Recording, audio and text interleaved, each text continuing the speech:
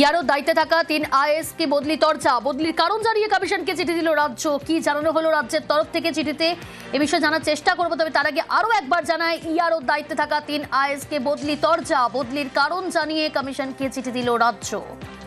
SIR এর কাজের জন্যই 3 আইএএস কে বদলি নির্দেশ, বদলির কারণ জানিয়ে কমিশনকে চিঠি দিল রাজ্য।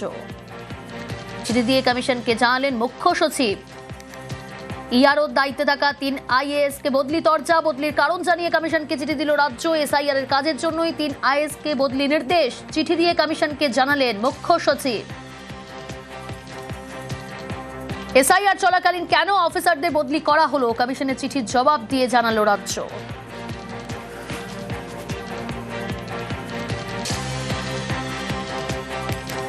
ইয়ারও দায়িত্বে থাকা 3 আইএএস কে বদলি তরজা, বদলির কারণ জানিয়ে কমিশনকে চিঠি দিল রাজ্য। এসআইআর এর কাজের জন্যই 3 আইএএস কে বদলি নির্দেশ, চিঠি দিয়ে কমিশনকে জানালেন মুখ্য সচিব।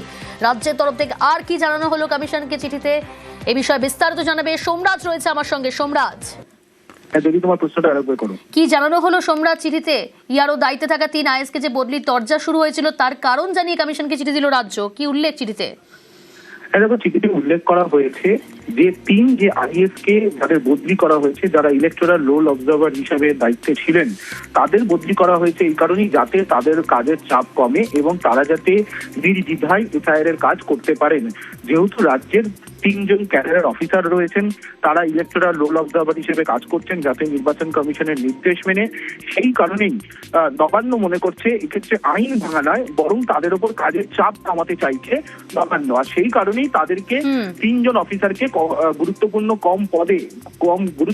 কম পদে তাদের বদলি করা হয়েছে। এই চিঠি রাজ্যের মুখ্য সচিব নন্দিনী চক্রবর্তী দিয়েছেন জাতীয় নির্বাচন কমিশনকে, এবং সেই চিঠি পাঠানো হয়েছে রাজ্যের মুখ্য নির্বাচনী আধিকারিককে বলেও সূত্র মারফত জানা যাচ্ছে।